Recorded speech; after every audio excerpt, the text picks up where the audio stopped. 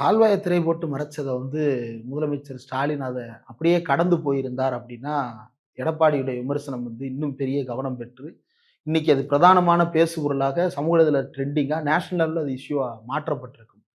ஆனா அது கால்வாய் திரை போட்டு மறைக்கப்பட்டிருக்கிறது அப்படின்றது தெரிந்ததற்கு பிறகு, உடனடியா அந்த இடத்துக்கு ஸ்டாலின் அவர்கள் ஸ்பாட் விசிட் பண்றாரு. விசிட் பண்ணது மட்டுமல்ல, நீண்ட காலமாக மக்களுக்கு இடையூறை ஏற்படுத்திக் கொண்டிருந்த அந்த பகுதியில தூர்வாரும் பணிகளை மேற்கொள்ள வைத்து தூய்மைப்படுத்தும் ஒரு நடவடிக்கைகளையும் சமாளிக்கிற வேலை தானே.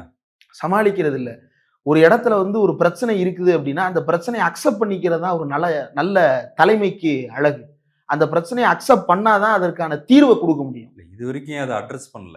இல்ல இதுவரைக்கும் அட்ரஸ் பண்ணல அப்படின்னா, இதுவரைக்கும் அது கவனம் பெறல. அது திரை போட்டு மறைக்கப்படுவதற்கு முன்னால, நானும் மதுரை தான், அது திறந்து தான் இருந்தது. அது திறந்து இருந்தபோது, அது திரை போட்டு மறைக்கப்பட்டதற்கு பிறகு இப்ப எழுதுறாங்கல்ல பத்திரிகையாளர்கள். இந்த பத்திரிகையாளர்கள் யாருமே திரை போடுவதற்கு முன்னால அந்த பகுதியில இவ்வளவு சிக்கல் இருக்குது அப்படின்னு எழுதுனது இல்ல. அந்த மக்கள் பிரதிநிதி ஏன் அதை கவனிக்காமல் விட்டார் அப்படின்ற அந்த கேள்வி ரொம்ப நியாயமான கேள்வி. ஆனால் அது முதலமைச்சரின் கவனத்திற்கு போனதற்கு பிறகும் அது கவனிக்கப்படாமல் இருக்கிறதா அப்படின்னா அது பிரச்சனை. அப்படி கவனிக்கப்படாமல் விடவில்லை. கவனம் கொடுக்கப்பட்டு உரிய நடவடிக்கைகளுக்கு ஆணையிடப்பட்டிருக்கின்றது ரொம்ப முக்கியமானது. இதே போல ஒரு சம்பவம் சென்னை வேளச்சேரியில கூட நடந்தது. அந்த நாராயணபுரம் ஏரி பக்கத்துல கடுமையான மழை. அன்றைக்கு இரவு ரெட் அலர்ட் போடப்பட்டிருக்கிறது. அந்த நாராயணபுரம் ஏரி ஆகாய தாமரைகளால் மூடப்பட்டிருக்கிறது. சரியாக தூர்வாரும் பணிகள் நடக்கவில்லை அப்படின்னு திமுக வாலண்டியர்ஸ் நியமிச்சிருக்கிறாங்க. அந்த பிளட் டைம்ல மானிட்டர் பண்றதுக்காக. அந்த வாலண்டியர் ஒருத்தர் இருந்து தகவல் வருது. உடனடியாக துணை முதலமைச்சர் உதயநிதி ஸ்டாலின் அந்த இடத்துக்கு கிளம்பி வர்றாரு.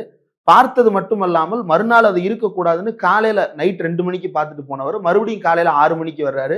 மறுபடியும் மதியமும் அது முழுமையாக சரி செய்யப்பட்டு விட்டதான்னு பார்த்துட்டு அதை கவனம் கொடுத்துட்டு போறாங்க. அப்போ ஒரு பிரச்சனை இருக்கிறது இல்ல பெருசு. ஆனா அந்த பிரச்சனையாவே வச்சிருக்கிறாரு முதலமைச்சர் அப்படின்னா அதுதான் பெரிய சிக்கலே தவிர, மோடி ஆட்சி காலத்துல கடந்த ஆட்சி காலத்துல ட்ரம்ப் வந்த போது ஆமா பெரிய அளவுக்கு மறைக்கப்பட்டிருந்தது. அதை பலரும் புகார் தெரிவிக்கிறாங்க, சமூக வலைதளத்தில் எழுதுறாங்க.